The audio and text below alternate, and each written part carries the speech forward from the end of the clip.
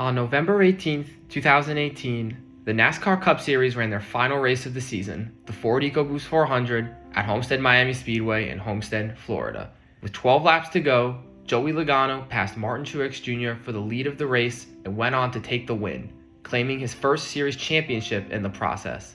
As the 28-year-old climbed triumphantly out of his car and celebrated with his team, most of the attention was understandably on him. But forgotten about in all the pomp and circumstance of crowning a new champion was, among others, the guy who finished 19th in the race. Yeah, that guy. His name is AJ Allmendinger, and with this 19th place finish, he's just completed his 12th season in the top level of stock car racing. But unfortunately for him, it looks like it may have been his last. He's being replaced in the number 47 JTG Doherty racing car next year by rising star Ryan Preece, and he doesn't have any other deals lined up to drive anywhere else in NASCAR. After winning just one race in the Cup Series in over a decade of competing, it appears as though AJ will exit the sport quietly and without leaving much of a trace in the history books. One of many lovable underdogs who gutted out a solid career driving an underfunded equipment, but will be forgotten in the grand scheme of things before too long. That's where we stand on the night of November 18th, 2018.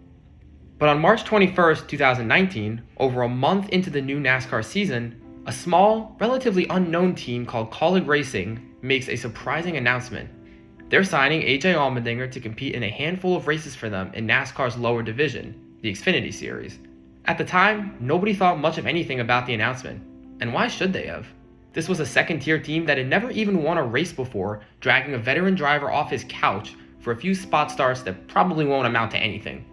It's a novel story, but nothing else. At least, that's what people thought. Because what ensued from this moment onwards turned into not just something memorable, but a revival tale for the ages.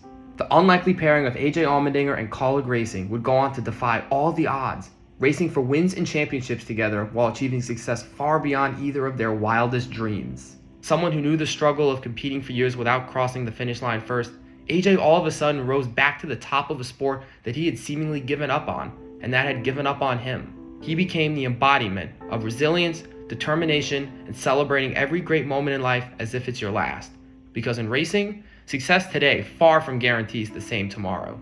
First chances in this sport are rare, and second chances are even rarer. This is the story of AJ Allmendinger's second chance, and how he pulled off one of the most improbable underdog comebacks in NASCAR history.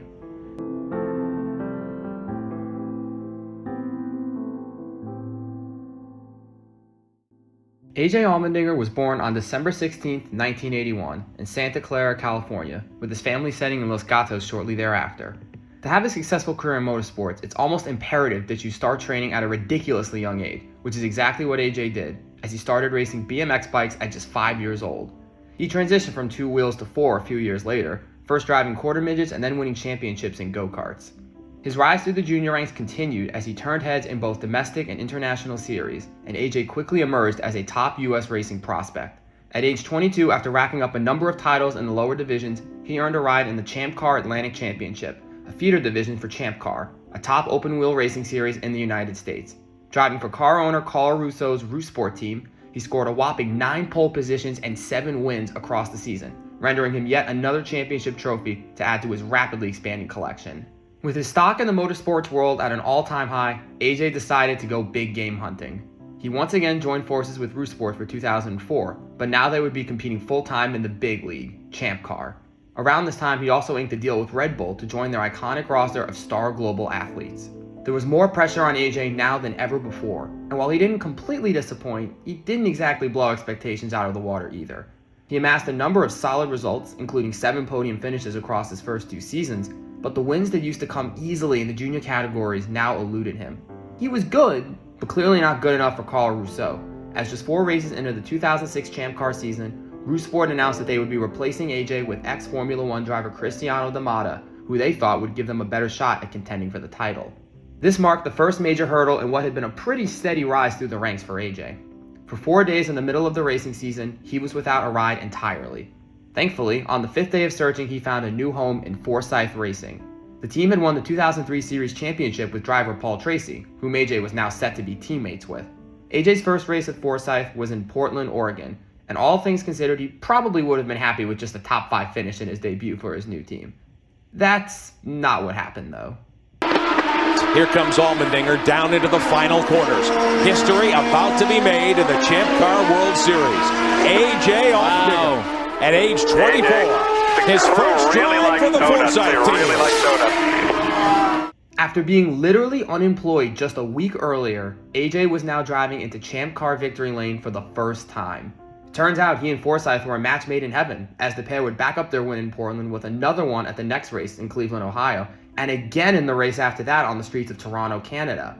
It had taken 32 starts for AJ to claim his first ever victory, and now he had won 3 in a row.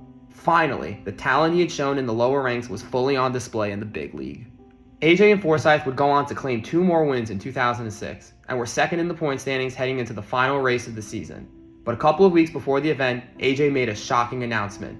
He would be leaving Champ Car at year's end to pursue a career in the NASCAR Cup Series, driving for Red Bull Racing.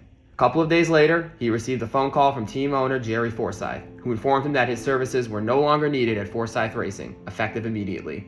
Instead, the team would let 2004 Indianapolis 500 champion Buddy Rice compete for them in the season finale as an audition for a potential full-time ride in 2007. This cost AJ the chance to compete for the championship, but he kept his head held high as he approached a new chapter in his career. Unfortunately, the start of his tenure in NASCAR would be riddled with far more lows than highs. On top of Red Bull Racing being a young and largely uncompetitive team, AJ struggled to adjust to the new style of racing. Whereas open-wheel cars, which he had driven basically his entire life up until this point, are sleek, low to the ground, aerodynamically advanced missiles on wheels, NASCAR stock cars are big, lumbering brutes with a souped-up engine and fenders on all sides. Not to mention, they race almost exclusively on ovals, which are the polar opposites of the road and street courses AJ grew up driving. It was an entirely new discipline for him. The only similarities were the steering wheel in his hand and the pedals at his feet. Other than that, he had to figure out the rest on his own. He failed to qualify for 19 of 36 races his rookie year, and had a best finish of 15th in the races he did make. 2008 was a slight step up, making 27 starts as opposed to 17 the year prior, and he did notch a pair of top 10 finishes along the way. Still, this was far from what he had hoped for when he stepped away from winning races and contending for the championship in Champ Car. In open wheel racing, he had been a star, but in NASCAR, he was a backmarker.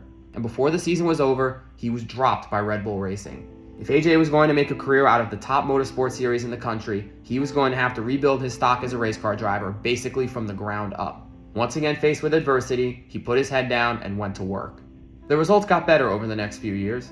A move to Richard Petty Motorsports saw AJ's consistency improve, and he stopped failing to qualify for races. Competing week in and week out, he gradually developed a feel for stock car racing, and he upped his number of top 10 finishes each season from 6 to 8 to 10. In 2011, he finished a respectable 15th in the point standings. Not bad for a guy whose racing career was in jeopardy just 3 years earlier. The NASCAR world was starting to take notice of AJ, including one of the most influential and revered figures in all of auto racing, the captain, Roger Penske. He's owned teams in a number of motorsport series for over 40 years, and in every series Penske's teams compete in, they win, and win often. NASCAR is no exception, as Team Penske was, and still is, one of the top teams in the garage. And after an ugly split between then and driver Kurt Busch at the end of 2011, the captain tapped AJ to drive his number 22 Shell Pennzoil car for the 2012 season. This was by far AJ's best NASCAR opportunity yet, and he was determined to make the most of it. It was an up and down start to the year, headlined by a career-best second-place finish at Martinsville, Virginia in April. But on July 7, 2012, his season came to a sudden halt. NASCAR announced that AJ had failed a random drug test, and he would be temporarily suspended from racing. After another sample from a few days later also came back positive, AJ was indefinitely suspended from the sport. He later stated publicly that the test results were due to some Adderall he had taken after someone told him it was just an energy pill, and that he would never knowingly take any sort of illegal substance. In all likelihood, this was nothing more than a mistake of trusting the wrong person's word, not any kind of actual drug addiction. But the intentions of the situation didn't matter nearly as much as the outcome, and on August 1st, Team Penske released him from his contract. Yet again, AJ was out of a ride in the middle of the season, and this time he was facing an indefinite suspension to boot. His reputation in the NASCAR garage was shattered, leaving his entire racing career in jeopardy. But as we've seen before, AJ was not going to let unfortunate circumstances keep him from doing what he loved. So he regrouped, signed up for NASCAR's Road to Recovery program, and started from scratch once more. It only took a handful of weeks for AJ to check all the boxes he needed to, and was officially reinstated on September 18th. He made a few starts for Phoenix Racing towards the end of the season, but couldn't manage a result better than 24th place. Still, it was enough to secure him a part-time deal with the team for 2013. AJ even signed another contract with Roger Penske to once again race for the fabled owner, although this time in NASCAR's second-tier series, the Nationwide Series. He drove 2 races for the captain, both of them on road courses, the kind of track AJ had plenty of experience racing off from his open-wheel days. And sure enough, on June 22nd at Wisconsin's Road America circuit, he led 29 of 55 laps and secured his first official NASCAR victory. Then just a couple months later, he scored his second career win at the Mid-Ohio Sports Car course. While they weren't cup wins, finally driving into a NASCAR victory lane after years of trying was a big confidence booster for AJ. That season, he also made some starts for Team Penske in the IndyCar Series, the successor to the Champ Car League he had participated in years earlier. His best finish in 6 races was a 7th place at the 2013 Indianapolis 500, a race he actually could have won had it not been for some downright rotten luck. AJ was leading the field with just a handful of laps to go when all of a sudden his seat belts came undone. This forced him to make an untimely pit stop so his team could fasten them, and he ran out of time to make it back to the front. Seatbelts coming undone mid-race is an oddity that only happens maybe once every decade in IndyCar racing, but as was often the case back then, Lady Luck was not on AJ's side that day. Back over in the NASCAR Cup Series, AJ added some races in the number 47 JTG Doherty racing car to his schedule. He impressed in the few starts he made, and it was enough for the underfunded race team to tap him as their full-time driver for the 2014 season. Finally, AJ was back competing at the top level of NASCAR week in and week out. And about halfway through the season, the underdog driver and team found themselves in position to do something incredible. On August 10th, 2014, the Cup Series rolled up to Watkins Glen, New York for the Cheez-It 355 at the Glen. One of the few road course races on that year's schedule, AJ had this event circled as one where he could make a splash. And sure enough, after qualifying 6th, he fought at the front of the pack all day, competing door-to-door with drivers and teams with way bigger budgets than his. Coming to a restart with just 2 laps to go, he was lined up on the front row of the field next to fellow road course ace Marcos Ambrose. AJ was closer to his first Cup victory than he'd ever been before, but he was going to have to earn it.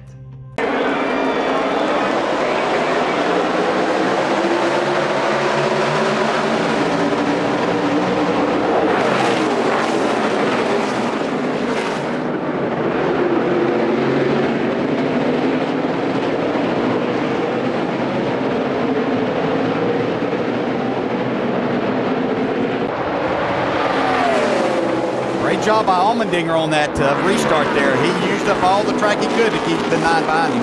Yeah, and the 9 did all he could do to try to get a fender up alongside. And he might have it here. Up, a little contact. Just got him out of the groove. Pushed him up the track. Right side. He got him. Just you and him there. Not over yet, though. It's a left-hander coming up.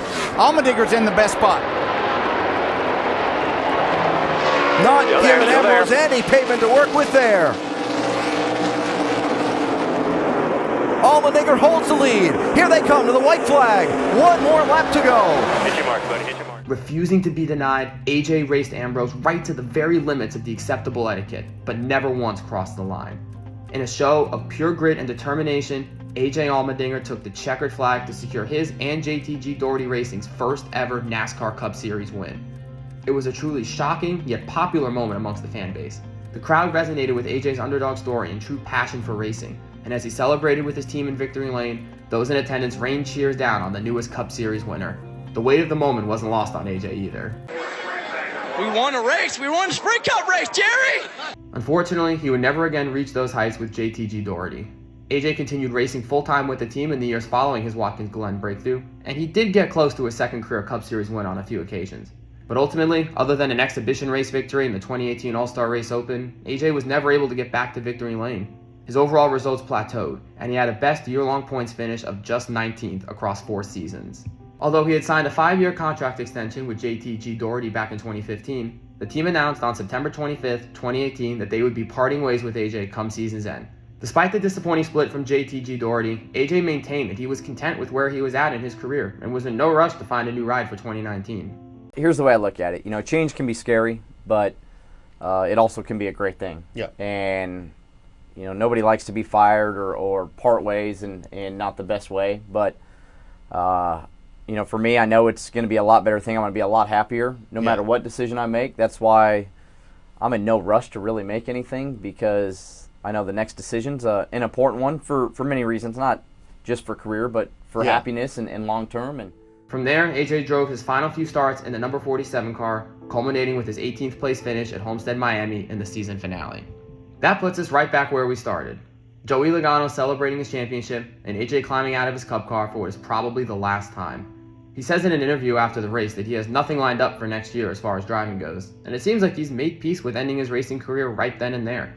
It's bittersweet, he says. It's sad, but there are better things in the future. I truly feel that I left this place better than where we started when I got here. A month later, he announces he's joining NBC Sports as a motorsports analyst and broadcaster for their IMSA WeatherTech sports car coverage. At age 37, AJ appears ready to hang up the helmet in favor of a microphone. He does compete in IMSA's season-opening Rolex 24-hour event in February from Meyershank Racing, but after that he heads straight to the broadcast booth, and it looks like he's set to stay there for good. But when March rolls around, he suddenly announces he's coming back to NASCAR with Kaulig Racing, in what was previously the Nationwide Series but is now called the Xfinity Series. I am excited for the opportunity to hop back into an Xfinity Series car, AJ says. I look forward to helping Kaulig Racing build their program as well as fight for wins with them. Team President Chris Rice also alludes to finding victory lane in his statement, as when speaking about the car AJ will be driving, he says he, quote, can't wait to see it compete for wins. The thing is, this isn't some superpowered team that's been gobbling up victories left and right. They're a small second-tier series operation that is yet to claim a trophy in their over 3 years of competition. In fact, that's exactly what Chris Rice and company are marketing this signing as. They're bringing in AJ to go hunt their first ever trophy. Team owner and successful businessman Matt Kaulig is funding this program largely out of his own pockets, hence why his company Leaf Filter is plastered all over his race cars just about everywhere there's space. He wants to get his brand into victory lane sooner rather than later, and he adds AJ to a strong driver lineup that includes young prospects Justin Haley and Ross Chastain, and former series winners Austin Dillon and Elliott Sadler. Kaulig believes that this roster will give him his best shot at securing that elusive first victory. And just a few short months later, he would be proven right. For the summer race at Florida's iconic Daytona International Speedway, Kaulig Racing brings 3 cars to the track as opposed to their usual 1. AJ is in the number 10, Haley is in the number 11, and Chastain is in the number 16. This is a tactical move by Kaulig to give them more numbers in the draft, as superspeedways like Daytona allow drivers to work together by essentially pushing each other to achieve greater top speeds in a tight pack of cars. The directive for the 3 Kaulig Racing drivers is to stay lined up as much as possible and try to control the race. And sure enough, their plan works. At the end of lap 100, Ross Chastain leads Haley and Allmendinger over the finish line to claim the team's first ever victory. In just his first start with Kaulig, AJ plays a crucial role in securing the win, as he stays committed to his teammates all night long and is there to give them a push at the end when it matters. He walks away with a solid third-place finish of his own for his efforts. That is until he gets disqualified during post-race technical inspection for an engine discrepancy. While all the photos still show a 1-2-3 finish for Kaulig, AJ is officially credited with a 38th place finish in his first race in the 10 car. Ouch. Still, the positive momentum from a great showing in Daytona persists, and the team marches on to Watkins Glen a few weeks later, where AJ is once again up front late. He battles Austin Cindric for the lead in the closing laps, but is ultimately unable to overcome the tire advantage of the 2 car. Cindric takes his first ever win, and AJ is forced to settle for second. But once again, post-race tech inspection bites him, and he gets disqualified for the second time in a row, this time for violating minimum ride heights in the rear of his car. 2 fantastic performances, 2 last place finishes to show for it. Even as a part-time driver, bad luck still has it in for AJ. He finally notches a good result with a 3rd place next time out in Mid-Ohio, and a promising day at Road America goes south after a late race trip through the grass resulting in a 24th place finish. With just one more start on his schedule, it looks like AJ will once again be denied one last trip to victory lane. But after coming so close so many times, he is not about to go out without a fight. So when the Xfinity Series rolls into Charlotte, North Carolina for the Drive for the Cure 250, AJ has one goal in mind and one goal only: win. He qualifies 5th and steadily works his way up to 4th, then 3rd, then 2nd. His car is so good that about halfway through the race, he tells his crew chief over the radio that he's just, quote, hanging out where he is. A stock car veteran by this point, AJ is well aware that a NASCAR race is a marathon, not a sprint. Doesn't matter where you are at the beginning or even the middle of the race, so long as you position yourself up front at the end when it matters most. And with just 20 laps to go, AJ finally makes his move. Every time he checks either the A-post mirror or the rear view mirror, that 10 car is right there. You said it, he's faster through this part of the track. Putting the pressure on, contact right there. Up over the hill, down to the left. Oh, again. He knows I'm faster here. This is where I need to make the pass. He sees that he's not able to get close enough in the braking zone, so forced issue right there in the infield, taking that spot away, being aggressive. He gets past leader Christopher Bell and takes control of the race. A slew of cautions and restarts ensue, but every time AJ is able to hold on to the top spot. With 3 laps to go, he's lined up next to Austin Cindric, the same guy who beat him back at Watkins Glen a few months earlier. But this time AJ has him covered, and he pulls away to a convincing lead. Just like that, the white flag is out, and all he has to do is bring it home. AJ Allmendinger, the 37-year-old from California, gets through the final chicane, and he'll win at the Charlotte Roval. Finally, after years of bad finishes and truly rotten luck, AJ Allmendinger sees the checkered flag first once again. It's his first Xfinity Series win in over 6 years, and his first NASCAR win of any kind since his Cup Series triumph at Watkins Glen in 2014. For Kaulig, it's their second ever victory, both of which taking place in the months following their signing of AJ. It's undeniable at this point. The veteran racer's presence has helped turn this team from solid mid-pack runners into real contenders. As for AJ, you can just hear all the years of emotional highs and lows in his voice during his post-race interview. I can't thank Matt Kaulig enough, first of all. He's put his belief in me, wanted me to come here and try to help build this team. God, the last time many road courses I've been gutted, not getting my win, but I can't thank all my race team enough, everybody at Kaulig Racing. Remember, this is a guy whose career was by all means dead in the water at the start of the season. He thought he'd never drive a race car again, let alone drive one to victory lane. But the belief of Chris Rice and Matt Kaulig, coupled with his own grit and determination, has landed him momentarily back on top of the NASCAR world one more time. And always one with a flair for the dramatic, AJ takes the moment to celebrate with the fans in the grandstands and soak in the moment. A few weeks later, Chris Rice says in an interview that AJ will likely be back with the team in the following year to run a handful more road courses. That number ends up expanding, and in January 2020, Kaulig Racing announces he will actually compete in 8 races for them, up from 5 the previous year. The first of these starts is scheduled for the season opener at Daytona, but mechanical gremlins plague AJ in qualifying, and he ends up failing to make the 38 car field through no fault of his own. The team makes it up to him by adding another race to his schedule at Bristol Motor Speedway, a fast, tricky Tennessee short track. Despite having not raced there in 2 years and having never driven an Xfinity car there, AJ wheels his number 16 Kaulig Racing Chevy to an impressive 10th place finish. Even though oval racing has never been his forte, it's clear AJ has what it takes to cut it at the front of these Xfinity races if he's given a good car. So Chris Rice and Matt Kaulig tap him for the next event 1 week later at the 1.5-mile oval of Atlanta Motor Speedway in Georgia. One of NASCAR's oldest tracks, Atlanta's known for being a slick, temperamental beast that wears out tires like cheese on a cheese grater. It requires the utmost skill in car control just to make competitive lap times. It's exactly the kind of track AJ struggled at earlier in his career, and it's about as far away from open-wheel road course racing as you can possibly get. But on this day, June 6, 2020, AJ Allmendinger's NASCAR career is about to hit a turning point. While his comeback with Kaulig has been impressive up until now, it's not seen by fans or the media as anything more than a veteran showing out at the kind of tracks he's good at, tracks he's supposed to win at. But what happens when that veteran shows up somewhere he's not supposed to compete at, and completely changes the narrative about himself as a race car driver forever? Find out next time on Dinger, a 3-part docuseries.